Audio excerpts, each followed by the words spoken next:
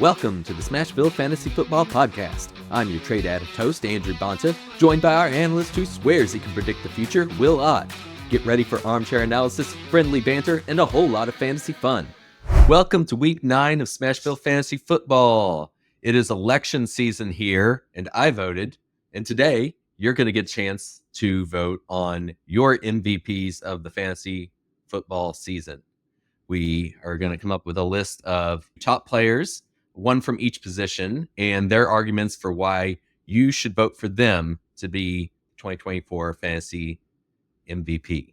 That'll be real exciting to see who we can get out in the polls. We got to get people to vote. Let's look through the matchups from week 8. No big shakeups in the standings. Worst eater around came out with an underdog win against No Hard Thielens, getting him into playoff contention for the moment. Mitch continued his run of bad luck with a loss against Crunchy Leaves, who had our Luck of the Irish award last week. So those were our luckiest team and the unluckiest. And the luckiest one got the win with a high-scoring affair. So he deserved it this week. 140.56 points for Crunchy Leaves versus 99.58 for Mitch. That was an underwhelming game for him. So really can't chalk it up to bad luck for that one. Even if on the overall points for standings, he is ranked a very solid third right now. He has more points for his team than I do in third place. I was watching the worst eater round versus No Hard Thielens matchup going into the Monday night game, Pittsburgh versus Giants. Worst eater round was projected to lose by about 8 or 9 points, give or take. And then Pittsburgh ended up chopping up 20.65 points, giving him the win. It was a really big last minute win. It was good to see. And it affects my hot take of him being in the playoffs from a couple weeks ago. So that's the main reason why I was looking at that matchup. Yeah, the steel curtain came through for him there. On No Hard Thielens' team, though, Detroit has been a killer defense this year. They got 31.1 points that game. They're one of the top scoring defenses, and they are unclaimed in our league. Why do you think that is? Do you think they've just gotten lucky and they're not really that good? Should they be picked up? What are your thoughts? One of the things is that the NFC North has had the best win percentage collectively as a division since the division mergers. Big reason for that is they only had 2 or 3 divisional games up to that point. So they haven't played each other yet. Yeah. They've already played the Vikings once, and then the Vikings have played the Lions once. So now that you're starting to see those divisional matchups come into play a little bit more, I think that story will change a little bit. So the remainder of the Lions schedule is going to be Packers, Texans, both going to be difficult defensively. Jaguars, which is maybe hit or miss. Colts, which may be an easier game depending on how they're playing. Bears is kind of a toss-up. Caleb Williams is playing good. Caleb Williams is playing bad. And then they play the Packers again, which is not favorable. The Bills, not favorable. Bears, again, another toss-up. The 49ers, who probably will have Christian McCaffrey, probably going to be a tough matchup. And the Vikings, who are also going to be a tough matchup. I don't really expect that defense to hold serve most of those games. I would say that 50% of the time they're going to be something to hold as a starting defense. I don't think they were expected to be good coming into the season. Yeah, it's always hard to tell, like, at what point you jump on a team that's low ranked, because I've noticed a few too, Detroit being one of them. They're still not high on the defensive rankings, but look at the evidence and they seem pretty good. Yeah, it's just, I don't know the answer to when you jump on them and just play them because they've already scored a lot or not. It's hard with defense to know how good they actually are because of who they've played. I've had plenty of misses with defenses. It's something I'm not really sure on myself, but the Lions have already played the Rams. The Buccaneers is probably their toughest matchup at that point. Cardinals, Seahawks, Cowboys. Then they had the Vikings. So Vikings and Buccaneers at this point are their toughest 2 matchups. Not to say that Buccaneers are anything to slouch over, but they're also not a premier team. Yeah. And then they also had the Titans, which was a very easy there game you for got them. One of the lower end teams there. So, other matchups that I'm thinking about as I look through the record here, my own one against Simple Jack, I felt like I was going to get upset going into Monday, I think.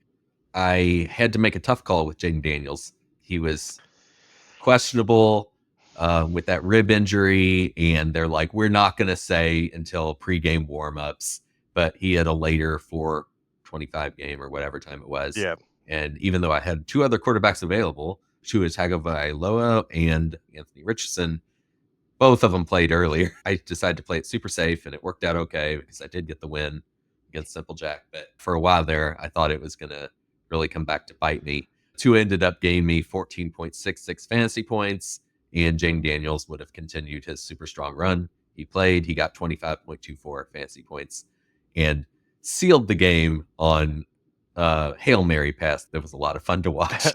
Yeah, and also watching the breakdown of that play where the Chicago Bears defensive back was taunting the crowd while the snap happened. And it's just like, dude, you are not checked into this game at all. It was terrible, and Yeah. I don't feel bad about it. That questionable call, he was on the right side of questionable just before the 1:00 tip-offs, 1:00 kickoffs. I was checking the updates, and they were like, he's almost certainly going to play, but we're not saying for sure. And I still erred on the side of caution. Yeah. With my guy, Jordan Love, going down with an injury, it allowed your new guy to come into play and score 24.5 points for you. Yeah, Josh Jacobs, semi-new. I believe most of those points really came after Jordan Love got hurt. He's got his own slight injury. It doesn't sound major.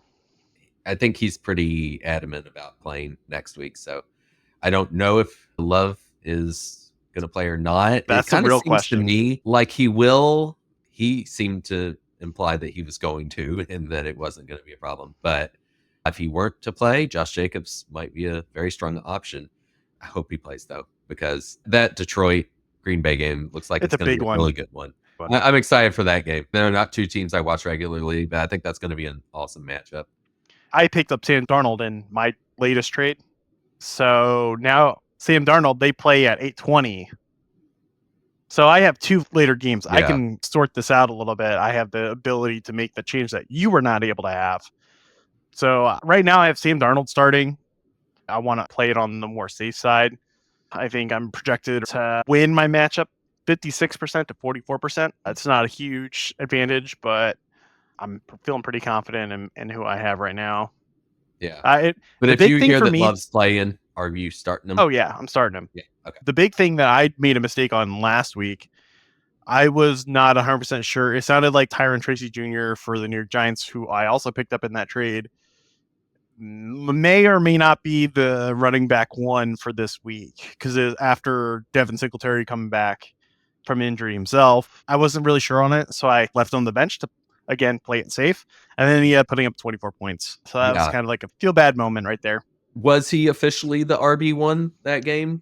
Yes. Yeah, he carried. And that was kind of that was your thesis for trading for him, right? Going to become the RB1. I was hopeful. The big thing was getting Nakua, and then also getting a solid backup for Jordan Love versus Derek Carr, who's been injury and inconsistent after a very strong start to the season. So it really kind of evened itself out. If Tyron Tracy Jr. doesn't pan out, then it's an okay trade. Yeah. If he does pan out and he ends up being RB1 for the rest of the season, then it's a great trade for me. Yeah. Did you see that apparently he got concussed late in the fourth quarter? Yeah. I had not watched the game, so that was new to me just as I was reading his info. Yeah, he did. I didn't see the game or anything, but I did hear about it. I am monitoring the situation to see exactly where he's at. Right now, he's been working with training staff during practice times rather than being a participant in practice. Sounds like he's hopeful. I don't know why they don't use the probable tag anymore. It feels like they they don't really use that anymore. It's just questionable or doubtful. I guess people just got angry when it was wrong. It sounds like he should probably be labeled probable. But a lot of that comes down to how does he recovering from his concussion-like symptoms. I don't know if it was straight up concussion or if he's just going through concussion protocol for safety measures. Not sure. That's probably all that I have to say about the ones this week. Yeah, the big thing was really seeing worst eater round end up pulling out a win against No Hard Feelings in the last minute. My matchup was Mixing It Pretty Good, who was number 1. So it was a number 1-2 matchup this week. I had a reasonable showing at 117 versus 119. If I would have started Tyron Tracy Jr. or Sam Darnold, I would have won that matchup. But at the same time, I'm not going to complain about it. The other big thing, too, is after starting the season, I was 0-2, and the bottom 2 in scores, I'm now in the top 4. That's awesome. It's a very big turnaround, as Chris was saying last week. Yeah, absolutely. As for our standings, Mixing It Pretty Good, still up at the top. You are still number 2 as well. Number 3 is myself, No Fading on Jaden, followed by Wu-Tang Financial. Crunchy Leaves in the 5th spot. Then No Hard Feelings is the first of our 4-4 teams. Worst Eater Around also at 4-4 with fewer points is in 7th. Mintberry Crunch is in 8th at 4-4. Then our 3-5 teams just out of the playoffs now are Mitchy Mitch at number 9, Simple Jack at number 10, and Under the Radar at number 11. The Meg Despairs in 12th place at 1-7. Did she end up picking up DeAndre Hopkins? No, I don't know why. I couldn't spur into action on it, so Mike got him under the radar. Congrats. Yep, he got him. It hasn't paid off yet. I think he just didn't take off as early as I thought he might. So my hot take from last week was that he did have 1 touchdown this game and double-digit fantasy points as a result. And no, he had a pretty mediocre game, but he didn't play that many snaps. They just weren't ready to involve him in the offense all the way yet. So yeah, he only got 3 targets, 29 yards. Coach Andy Reid said that you'll get more of him next week. They're just building up to it. So I think it's still a great pickup for the course of the whole season, long-term thinking. It just didn't pay off as quickly as I thought it might with my hot take. Needs more reps in practice to understand some of the audibles. There's a lot that really goes into that. I never played football, so I can't really say too much. What do you want to do next? Should we run a little election campaign, given that it's election season? I like the election thing. In honor of the 2024 election, which is coming up next week, we're going to have our own little election of MVP candidates for fantasy football. I know the real NFL MVP list, it's dominated by quarterbacks every year. That's boring. I think every position should have the chance to shine. So my criteria is a little different. I took from Yahoo the players that appear the most often on the top 500 Yahoo Fantasy Public League teams. So if you're one of the best teams in all leagues, they're looking at the percent ownership of each player, and they have a whole list of that. They intermixed all the positions, but I'm going to consider narrowing it down to one position of each, the primaries. So the primaries are already over with. Sometimes the top scorer got cut. That's just what happened. If they weren't owned on more of the top teams, it doesn't correlate exactly 1-to-1, but it's a pretty good indicator. If you have these players, you're going to have a great team. But much like real presidential primaries, you can't guarantee always that the best candidate is going to move on to the general election. So to head it off with our quarterback candidate, his slogan is peace, prosperity, and passing touchdowns. It is Lamar Jackson, who has 19 touchdowns this year versus 2 interceptions, 2,099 passing yards, and a 66.9% completion percentage. And mind you, this is only just over halfway through the season. He leads all fantasy scorers at the moment with 26.51 fantasy points per game. Next up, we have a king for all seasons, a nightmare for all defenders. It is none other than Derrick Henry. He has 10 touchdowns versus 1 fumble and 946 rushing yards. He's almost a 1,000-yard rusher, and it's halfway through the season. So it's going pretty well, even with a slower 2 games to start the season. He has been good for 21.53 fantasy points per game. Not as much as Lamar Jackson, but it's up to you, the voters, if you value those points more in a quarterback or in a running back. Our next candidate comes from the wide receivers. He asks you to chase the dream, catch the glory. It is Jamar Chase. He has 7 touchdowns versus 0 fumbles this season. A little quieter than the running backs and quarterbacks that we have available. And he has 674 receiving yards. He has gotten, 15.31 fantasy points per game. Next up, we have the tight end. He wants to make tight ends great again. We've had a lot of mediocrity out of the tight end position. Not many from the top of the rankings are really startable in most fantasy leagues, especially when you don't have to have a tight end like ours. But George Kittle has been the most startable of all of them. You could start him in any format, and be good to go. He has 6 touchdowns, 0 fumbles, and 503 receiving yards, and he would have netted you 12.61 fantasy points per game. Hey, Will, looking good. 2 of the candidates. It would be a lot better if I started it more often. Well, you're in playoff position. I've learned. I've at least learned, right? You'll be good. So that just clicked for me now that 2 of those are on your team. So that might bode well for you. Now we have the dark horse candidates. It's going to be hard, but not impossible for them to win here, being a third party. We have from the kickers, Brandon Aubrey. He can get you 3 points you can believe it. He has 18 field goals for the season on 90% accuracy, 66 points scored this season, including 8 field goals from over 50 yards. So he's been great at long distance. He has 12.57 fantasy points per game for my team currently, and Crunchy Leaves had him earlier in the year. Last and maybe least is the defense. Maybe not least. Maybe the kicker is typically least. The Pittsburgh defense implores you to build the wall, and they will fall. They have 10 interceptions this year, 5 fumble recoveries, and have only allowed 117 total points from other teams.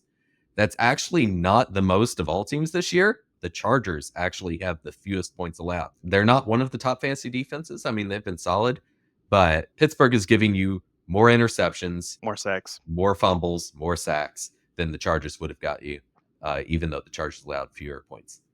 Pittsburgh gives even more fantasy points per game than the kickers did, with 15.08. So there you have it. You're voting between Lamar Jackson at quarterback, Derrick Henry at running back, Jamar Chase at wide receiver, George Kittle at tight end, Brandon Aubrey at kicker, and Pittsburgh defense. Who do you think has made the biggest impact in fantasy this year? Please let us know either through comments or just send us a message at smashvillefantasyfootball@gmail.com. If you let me know in any way, I'll tally your vote and we'll let you know on our next episode who the winner is of our election. Do you have any thoughts, Will? Any people that you would have wanted to see but didn't make it out of the primaries? Nico Collins, to a degree, would be someone that I would have considered over Jamar Chase. I mean, really who knows if he hadn't have got injured? I mean, this is MVP, what you actually contributed to your season. And Nico Collins is way up there on that list as well, like on that fantasy-owned list, which surprised me since he has been injured. I thought that might be a detriment to the teams and they wouldn't appear in the top 500 teams in the league, but they are on that list, which is awesome for them when he finally comes back. Yeah, I think a lot of it comes down to the fact, does the fantasy league that those top 500 players are playing have the IR roster spots available? Yeah. Did they project him to actually come back at a reasonable time, or did they just release him right away to quote unquote win now mode? I don't really know. That's like probably the biggest argument that I would have is Nico Collins versus Jamar Chase. I mean, I feel like you could throw Justin Jefferson in there too. Yeah, I could see an argument for it, but the big ones for me would be, I think, Nico Collins, Jamar Chase.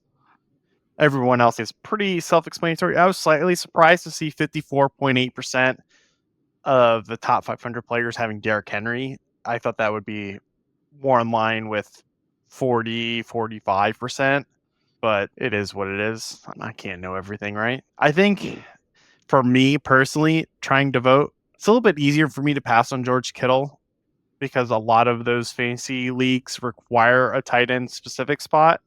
So that I think is a little bit inflated. Whereas Lamar Jackson, Derrick Henry are really the 2 big choices to choose from. Yeah. So don't waste your vote and pick one of those 2. What other parties do we have? Yeah, I know, right? They're the Green Party. I think I have my vote down. I won't say too much. Yeah. I mean, you're not allowed private. to It's private voters anyway. It's a sacred process. Yeah. Sacred process. I have mine in mind too. We'll tally ours along with anyone else who wants to cast a ballot here. Moving on to matchups. Like you, I haven't watched a lot this week. I just watched the highlights basically. So as I've said before, it kind of stinks because you don't get a feel for the whole game. You're just jumping from one scoring play to another, so you don't really know how they got there or which drives petered out and why. So some of my opinions may be way off base this episode, especially because I'm just doing based on a very small sample of what I saw. I watched the Commanders Bears that way, checking out the top moments from it. And it was a fun one to watch.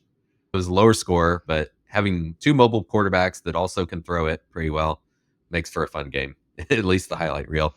Every time I see Jaden Daniels throw a deep ball, I love how it looks. His deep throws that I witnessed, which were the highlight plays, were just beautiful. They were so accurate. They floated down on a feather pillow to his receivers. Now, at the end of the game, it was a little lucky with the tip, but he Yeah. had some long completions earlier in the game too that I just thought were so precise and were exciting to see. It was his least accurate game of the year so far. Not terrible by any means, but he passed 21 completions, 38 attempts. What's the percentage on that? 55%, just over. Yeah, that's a pretty mediocre game. Yeah. Part of its performance was saved by that Hail Mary at the very end of the game to win it. Credit to Noah Brown for bringing in the tip and getting the touchdown. Nevertheless, it was his most yards thrown for this season. It was his first over 300, actually. So it turned out to be a good fantasy game for him. I did see a couple plays from that game, and it was mind-boggling to see. I believe it was number 72, which I think was the right tackle, just not really know how to block. Either he was really slow with the shuffling to be able to cover the defensive end, or he was expecting the running back to also chip block, and they didn't. I think it was in the second quarter. It was just awful. Like the 3 or 4 plays that I saw, 2 of them I think led to either a sack or a really rushed pass that was just throwing the ball away. I love to pick on the Bears, but at the same time, it was really sad to watch. When Caleb Williams goes back to pass, you don't expect to finish your last step and then being hit right away in your drop back. It's just terrible. It even knocked them out of the field goal range. The last one, the big one that I saw was obviously the Packers-Jaguars game. Green Bay's defense looked really good, and Jordan Love looked okay. He didn't look amazing. Got picked off, and it was a really great play by the defense. The defense gets the credit on that one. Not Jordan Love made a mistake, more of the Jaguars made a great play. And then he got injured, and then you saw Josh Jacobs try to take over the game, knowing that Malik Willis is more likely to run or they're going to hand the ball off after the Jaguars tied it. They ran a play that they hadn't run the entire game. Jalen Reed acted like he was trying to run block and then released, and no one picked him up. And Malik Willis just floated an easy one for 40-something yards or something like that, put them in the field goal position, which ended up winning them the game. It's been nice to see that they also switched their kicker. It's actually nice to see it when the kicker actually puts it between the uprights. Tucker Kraft had a pretty good game, a good game last game too. Yeah, I picked him up off waivers. I thought he was overrated, but he's had a really good injuries. I needed someone. My questionable guys ended up playing, so I didn't have to actually start Kraft. He got 78 yards, touchdown reception, including one that was over 40 yards in and of itself. So bonus points there in our league, 14.8 fantasy points. So that would have been better than a number of my starters, but I'm not to the point where I wouldn't start Tyreek Hill or Deebo Samuel on a given week. Yeah. Especially given that Tua Tagovailoa came back from his concussion injury. That has to raise Tyreek Hill's stock. He didn't have a blow-away game this week. It would have looked a lot better if he had a touchdown. He had 72 yards receiving. That's his most since week 1 when he last had Tua thrown to him. So I think that's notable. I think he's going to normalize a lot this season. If he had a touchdown, his stat line would feel much better. But without it, I'm still hopeful for the rest of the season from him. I had just traded for him with crunchy leaves, and I had to glance over at his team to see how Amari Cooper did for him, and he only got 3 reception yards, 0.3 fantasy points. It's just an unfortunate thing for Chris that he had a really bad game after a really solid game last week. And then I watched a total of 0 other games. Oh, okay. I don't think I watched another play from any of the other games. Yeah, I saw just a few from the Texans Colts. Didn't look good. I know there were 3 great kickoff returns to start the game. That was the most interesting thing about it for me. Other than that, the Colts just aren't looking good with Anthony Richardson at quarterback. Completion Andy got percentage benched this year. Yeah. Completion percentage has been abysmal, 44.4% average. I picked him up off waivers to take a flyer on him. I've since dropped him. I mean, obviously, if the Colts aren't going to start him, and it's probably the right call, given what we've seen from a few games from him, a few games from Flacco. the Colts look better than Flacco. And I hate to say it, nothing against Joe Flacco, but I was hopeful for Anthony Richardson. I wanted him to be that dual threat quarterback, and it's just not happening. Hopefully he can continue to develop, and maybe in the future he'll provide a spark for the Colts, but the accuracy is just not there. So that's also from Texans Colts. I watched a decent amount of the Lions Titans, and that was a little fun just to watch a whooping. The Lions felt like the Saints from the first 2 weeks of the year, where it's just, oh my gosh, they look unstoppable. And obviously for the Saints, that changed big time. Yeah. They haven't won since. But the Lions, I think, legitimately have been good this year. Oh, yeah. I'd project them to win the NFC North. I'd predict them Yeah. to have the best record in the NFC. Yeah. They had 2 quick touchdowns from David Montgomery and Jahmyr Gibbs. A stat that they threw up on the screen was that they are 7-0 when both of them score. Montgomery even got to throw a touchdown to Sam Laporta. I saw that on the box score. Yeah, Lions were scoring through the air, on the ground, every which way, having a running back pass it. It was like they could do no wrong. They were just scoring however they wanted, and the Titans looked totally lost, like they didn't usual know what to expect because they didn't know what to expect. They were leaving guys wide open. I did see the nickname that one of the signs had was Sonic and Knuckles for Jahmyr Gibbs and David Montgomery. I thought that was really clever. What do you think about that Detroit Green Bay matchup next week? You said that's going to be a good one. I'm excited to watch it. Who do you got? I picked that as my hot take this week. I think the Lions win this unless Jordan Love plays every snap, in which case then it's a toss-up. I would put money on the Lions. Yeah, and that is the betting line for it. They're favored by 3.5, which is more than what I would expect. Yeah, they were not one of the biggest spreads this week, but they're middle of the pack, a little more than I would have thought as well.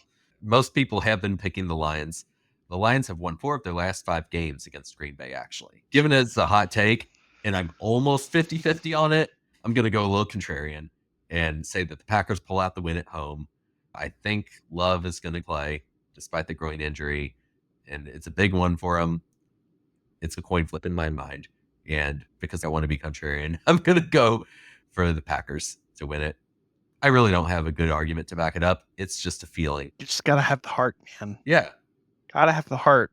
That team functions with or without Jordan Love. It might not function to beat the Lions with Malik Willis, but at the same time, Malik Willis is 2-0 as a starter, 3-0 if you also count him coming in when Jordan Love got hurt during the previous game, because he also led the game-winning drive. I think he's got enough tools, and Matt LaFleur did a great job of creating a secondary offense for Malik Willis when Jordan Love was out week 2 and 3, to where it was a seamless transition to go from we're passing the ball with Jordan Love to we're running a kind of misdirection of pass run with Malik Willis versus Josh Jacobs, and the team has bought into it and they don't mind it. Wide receivers blocking really well, and then guess what? Boom. Hit you with Jalen Reed for a big gain to win the game against the Jaguars. I don't think it's enough, though, to beat the Lions. Yeah, I mean, I could. Regardless, I don't think it's enough to beat the Lions. Yeah, I am looking feel forward. Like Green Bay's due more than anything because the Lions have had so much success lately. But the Lions are undoubtedly a good team this year. Oh, they're a great team, yeah. I kind of looked at their common opponents in the season schedule and was trying to figure who might have the edge there. The Lions definitely had an edge with beating the Vikings by a couple points, whereas Green Bay lost to the Vikings by a couple points. But overall, it seemed very close. The strength of wins and losses seemed super comparable. And in a coin flip in my head, I'm going to go with the statistical underdog there on the betting line. I will say that the Lions so far this year have scored 234 points versus 216 points. And then points against, Lions 134, the Packers 170. So there's a pretty decent difference on both sides of the ball. I think it's slightly inflated for points for the Lions because they destroyed the Cowboys and the Titans. Points against, I think, is more accurate. We'll see. I'm not expecting any miracles on that game. I am excited to see, honestly, the Dolphins-Bills game with Tua being back and being in practice and getting more reps. You're kind of seeing more of a healthier Dolphins team. That game is now a lot closer than what I would have thought 2 weeks ago. Yeah, for sure. I think Tyreek Hill, Tua are going to have a connection for at least a touchdown and over 70 yards on the game. We'll see if that actually turns out. But I expect the Dolphins to play from behind, so I think that's going to inflate their numbers too. Maybe. I also expect the Dolphins to win. You expect the Dolphins to win? Yeah, I want to make that my hot take is the Dolphins win. Tua touchdown to Tyreek Hill for at least a total for the whole game, 70 yards. I think that's a pretty good hot take. I'm looking at the spread here. -6 for Buffalo. Yeah, I think that's overrated, especially because Buffalo has had a pretty rough going. I don't think they've played as well as they should have over the last few weeks. They beat the Jets by 3, which I don't think is an accomplishment. They lost to the Texans, lost to the Ravens. They beat the Titans, but who cares? And the Seahawks is, I think, a reasonable take there, 31-10. So out of the last 5 games, one of those I think is a legitimate W. I'm not sold on them. So your hot take, is it the whole combination of Dolphins win, Tyreek Hill scores a touchdown and at least 70 yards? Yes. Okay. We're making it hard on ourselves. Hey, I have other weeks. I've been overly specific and regretted it other weeks. Yeah. And then I think the Bears-Cardinals game might be interesting, but not really in a way that is like good football. It's more of they're both teams that are fallible. And when you watch 2 teams that are fallible, you'll see a fun game kind of thing. The Buccaneers-Chiefs, I think, is also going to be one that might be good to watch, but the rest of them, other than the ones that we mentioned, I'm not really super interested in watching. Did you have any other comments on the matchups? I had a second hot take, actually, that I think I'll throw in there as well. Looking at our fantasy matchups this week, we have not had all the favored teams win since week 1, where the teams with the highest projected points. And so I'm using favored in those terms. I know in the past you've done it by rankings for a hot take. The highest projected points at tip-off or kickoff, I guess. I keep saying tip-off. Hey, man, college basketball season is right around the corner. We can all be really happy about that because we're out of college football season and being Purdue fans. Get out of that and get into college basketball. It's always about the countdown. How many more days for college basketball season to start? That is always the question. I just skipped college football entirely to go to that. That's fair. Looking at the projected points this week, it struck me as maybe they're a little more realistic this week with who I think is going to win. It aligns.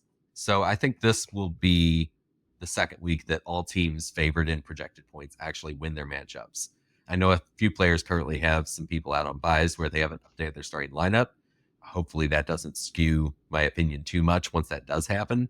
But looking at it now, I feel good about most of the favored teams. I think the biggest potential risk is myself. I'm about a 14 to 15 point favorite over Mitchie Mitch currently. He needs to update his lineup and put one in there. I've talked about how he's scored well. He has scored more total points than I have this year. So I don't feel super comfortable about my matchup. That's maybe the one I'm least sure about, but I'll go ahead and throw that in as a win for myself as well, just for the sake of making the prediction that all favored teams are going to win. Do you see others that you're like, nah, that one's not going to win? I could see maybe Minberry Crunch versus Simple Jack. Yeah, I never know what's going to happen with Simple Jack because sometimes he's not on his lineup as much. So yeah, and that's one of the reasons why I say that. I also would consider Chris's matchup with Caitlin, no hard Thielens versus Crunchy Leaves. So by the point projected, it has no hard Thielens winning. That's a hard one. I feel like some of the players can underperform or overperform very easily in that matchup. If there's going to be one that busts it, I think it's going to be that one. Yeah, I could see that too. I guess I should, for everyone's benefit, list off the teams that are currently favored. So this week, no fading on Jaden is going to win. And the other winners are No Hard Thielens, Mixing It Pretty Good, Chase Me If You Can, Mint Berry Crunch, and Wu-Tang Financial. They're currently favored. That could change, but that's who I think the winners are going to be. And then, did you have any awards?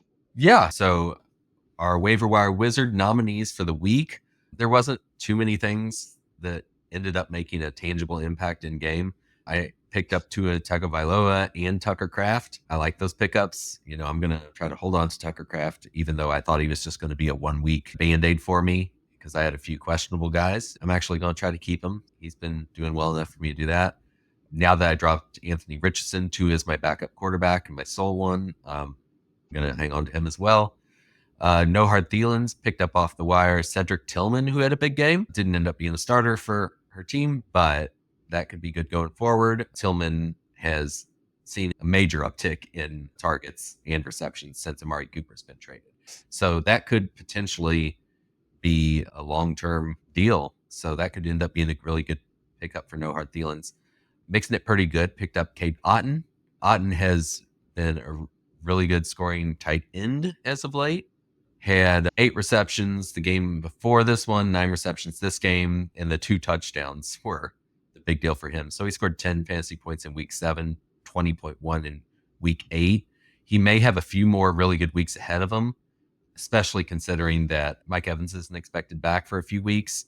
Chris Godwin is out for the season now. That could also improve his stats. So yeah, he could be a positive impact for maybe the rest of the season, but certainly for the next few contests while they're looking for people to catch the ball.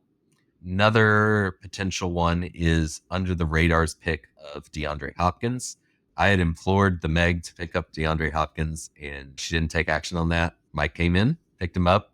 DeAndre Hopkins didn't have a great first game, but I think going forward, that's going to be a great pickup. That's kind of the long-term view. I think realistically, DeAndre Hopkins is going to be the big one. Yeah, he's the one I like. It's long term, but short term, the performance this week does not match the expectation and the performance that he's going to give long term. That's the reason why I say that. I'm glad you said that because was my reason as well. 2 votes for him, so he gets the award. As for bench blunders, I talked a bit about how I didn't start Jane Daniels, but I'm not going to really consider myself given the injury concerns and the timing of the games. Simple Jack left out Chris Godwin, though, who is now on injured reserve. That had happened the previous game. He needed to get in there and manage his roster to update that. He had Cooper Kupp now back from injury, so that would have been the obvious guy to plug in for the injured Godwin. Even if Godwin hadn't been injured, I think there were a few other starters in there who I'd put Cooper Kupp above. It was just a matter of not updating the roster. And then Crunchy Leaves chose Ray McLeod over Josh Downs. I know Josh Downs has been super streaky and the Colts have not inspired confidence, but just looking at their performance so far this year, I'd be starting Downs for his ceiling instead of starting McLeod for his floor. The McLeod's had the more stable, low 5-point games, but I'd rather have a few boom games and a few bust games. How do you feel on floor performance versus kind of erratic play? I think I try to go for a higher floor. Okay. Yep, that seems to be what Crunchy Leaves did this week for sure. That'd be your reasoning for McLeod over Josh Downs this year. A part of it is with a consideration of where you are in the league standings and what your league's requirements are for playoffs. With the way ours is set up and where I'm at, I would go with the higher floor. Okay. Another pseudo nominee, but not one I'm seriously considering, is under the radar starting Aaron Rodgers over Kirk Cousins. Kirk Cousins was coming off a really bad previous game. The only reason I probably would have started Cousins was that looking back at his schedule, he went off against Tampa Bay, and now he's facing Tampa Bay again this past week. Trying to predict based on past performance against a given team isn't always reliable. I know why I started Rodgers just given the most recent game, but I probably would have done Kirk Cousins. Yeah, you would have as well. Yeah. I did not consider you for leaving a couple big scores on your bench because I don't feel like you could have made a super convincing argument to start them.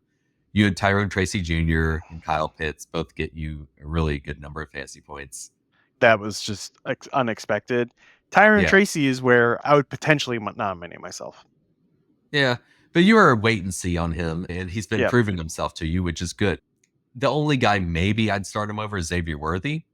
Like move Worthy to the flex spot. I don't think you had him in the flex spot, but you could have shuffled around. But I think I would have been waiting to see more evidence on him also, so I don't fault you for that. And another game of retrospect here, the Meg should have started David Njoku over Trey Tucker, Dontavian Wicks, and Evan Ingram. But it wasn't like an obvious start for me yet. It was also kind of a wait and see. But now we've seen 2 games of performance with Jameis Winston under center. And that seems to have been a direct benefit to Njoku. Yeah. Plus, you the departure of Amari Cooper in there, and I can draw the dotted line between those 2 things and increased opportunities for the rest of the season.